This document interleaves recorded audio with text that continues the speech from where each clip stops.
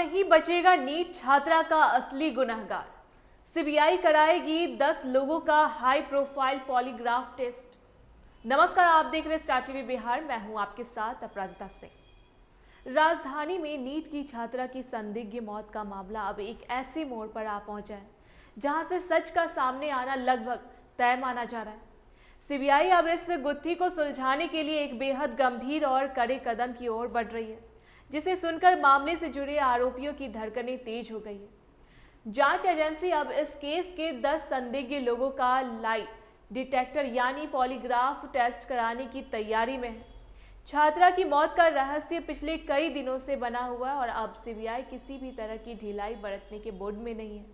इस टेस्ट की खबर ने पूरे इलाके में हड़कंप मचा दिया है और अब सबकी नजरें इस बात पर टिकी है कि क्या यह वैज्ञानिक परीक्षण उस असली गुनहगार तक पहुंचा पाएगा जो अब तक अंधेरे में छिपकर बैठा है। मामले की गंभीरता को समझते हुए सीबीआई ने जांच को नए सिरे से आगे बढ़ाया है। जैसे ही केंद्रीय एजेंसी ने केस अपने हाथों में लिया, टीम ने सबसे पहले घटनास्थल यानी संभू गर्ल्स हॉस्टल का गहन निरीक्षण किया। टीम वहां पहुंची और 2 बैग में भरकर कई महत्वपूर्ण साक्ष्य बरामद किए। सीबीआई की जांच का मुख्य फोकस छात्रा के कपड़ों से मिले स्पर्म के डीएनए और संदिग्धों के डीएनए सैंपल से मैच कराने पर है, जो इस मामले को सुलझाने की सबसे महत्वपूर्ण कड़ी है। हाल ही में केस टेक ओवर करने की 12 दिन बाद सीबीआई की टीम दोबारा उसी हॉस्टल में पहुंची। इस बार टीम के साथ हॉस्टल की संचालिका और 2 वार्डन भी मौजूद थी। करीब 2 घंटे तक हॉस्टल के हर कोने की बारीकी से जांच की गई और उस कमरे का भी फिर से देख परख किया गया जहां छात्रा की मौत हुई थी। सीबीआई केवल हॉस्टल तक ही सीमित नहीं है, बल्कि वह हर उस व्यक्ति से पूछताछ कर रही है जो घटना के समय वहां मौजूद था।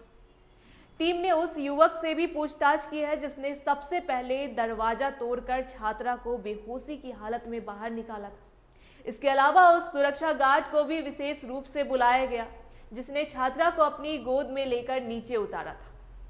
जांच के दायरे को बढ़ाते हुए टीम जल्द ही जहानाबाद का दौरा भी कर सकती है, जहां छात्रा के परिजनों से मिलकर और भी अहम जानकारियां जुटाई जाएगी। इसके साथ ही छात्रा का कॉल डिटेल रिकॉर्ड भी खंगाला जा रहा है ताकि उसके अंतिम पलों के संपर्क और बातचीत का पता लगाया जा सके। पॉलीग्राफ टेस्ट कैसे काम करता है, इसे लेकर भी काफी चर्चा है। इस टेस्ट के दौरान व्यक्ति को कुर्सी पर बैठाकर शरीर के अलग अलग हिस्सों पर सेंसर लगाए जाते हैं। ये सेंसर व्यक्ति के शरीर में होने वाले बिना इच्छा बदलावों जैसे कि दिल की धड़कन, ब्लड प्रेशर, सांस लेने की गति और त्वचा की नमी को मापते हैं। वैज्ञानिक सिद्धांत के अनुसार जब कोई व्यक्ति झूठ बोलता है तो उससे स्वाभाविक रूप से तनाव होता है, जिससे उसके शरीर में ये शारीरिक प्रतिक्रियाएं अचानक बदल जाती हैं, जिन्हें कंप्यूटर स्क्रीन पर ग्राफ के रूप में रिकॉर्ड किया जाता है। कानूनी दृष्टिकोण से देखें तो भारत में पॉलीग्राफ टेस्ट को लेकर सख्त नियम है। सर्वोच्च न्यायालय के स्पष्ट निर्देश है कि किसी भी व्यक्ति की मर्जी के खिलाफ उसका पॉलीग्राफ टेस्ट नहीं लिया जा सकता। यदि ऐसा किया जाता है तो यह व्यक्ति के मौलिक अधिकारों, विशेषकर अनुच्छेद 21 का उल्लंघन माना जाता है। साथ ही अदालत में इन टेस्ट के नतीजे सीधे तौर पर सबूत के तौर पर स्वीकार नहीं किए जाते, लेकिन जांच की दिशा तय करने और सच उगलवाने में यह एक बेहद कारगर हथियार साबित होता है।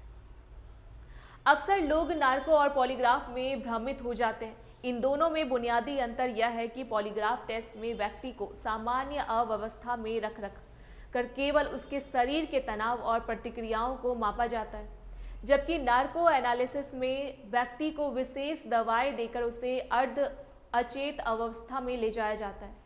इन दोनों ही प्रक्रियाओं के लिए अदालत की अनुमति और संबंधित व्यक्ति की सहमति अनिवार्य है। फिलहाल सीबीआई ने अपनी पूरी ताकत इस मामले में झोंक दी है और अब देखना दिलचस्प होगा कि क्या यह पॉलीग्राफ टेस्ट उस रहस्यमयी मौत का सच सामने ला पाता है या फिर जांच किसी और दिशा में मुड़ेगी।